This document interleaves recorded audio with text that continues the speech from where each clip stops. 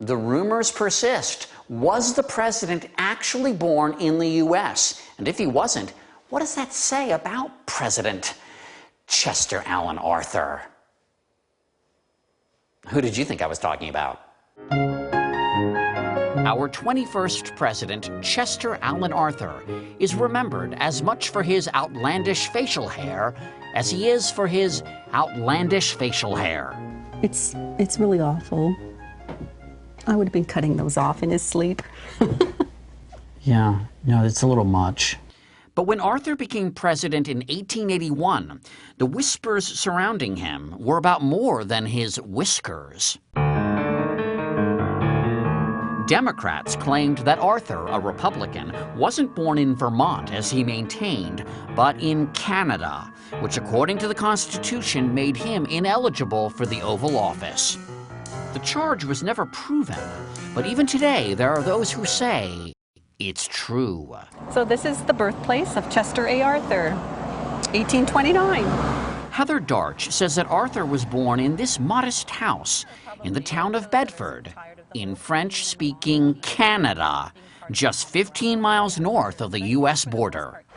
It's not often that a presidential birthplace comes up for sale. I know. I think Americans could come up here and own a piece of Americana very easily. And you are fairly convinced that he was born here? Yeah, I am actually. I really do believe that Chester A. Arthur was America's first Canadian president.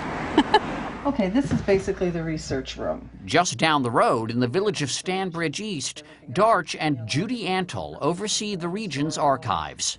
If we're investigating the question of where Chester Arthur was actually born, this is a good place to come? This would be the place to come, yes. This much we know. Chester's father, William Arthur, was an itinerant minister and teacher who traveled back and forth across the very porous border. And when his son, the future president, was born, this was a schoolhouse. Right. Where Chester Alan Arthur's father was teaching in 1829? Right, exactly. The year that he was born? Right. Right here in Canada? Exactly. Our records indicate that this house has always been known as the White House. Ironic. Yeah, very. What's more, the family of Chester's mother, Malvina, was living nearby in Canada at the time of his birth.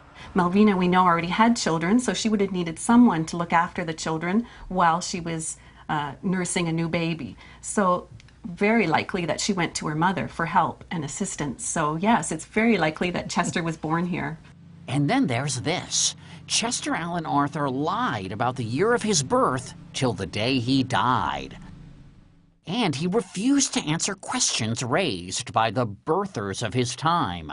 If he was born in the States, why was it such a big cover-up? Why didn't things just come out into the open?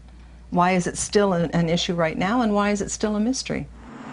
Not surprisingly, 30 miles south in Fairfield, Vermont, the locals at Chester's Bakery stand by their namesake as made in America. Now, the people over in Quebec that we've spoken to, the Canadians, say that they know that he was born over there.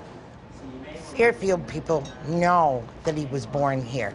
We have a pamphlet right in the window said, born in Fairfield. Well, they've got pamphlets in Canada. They must have lied. Granted, the pamphlets are in French, so I couldn't... So you couldn't read it, right? Ours are in English, and it says, born here in Fairfield. We travel down Chester Arthur Road to the Chester Arthur Historic Site, which used to be called the Birthplace, to investigate. Do you think there's at least a chance that he was born in Canada? No.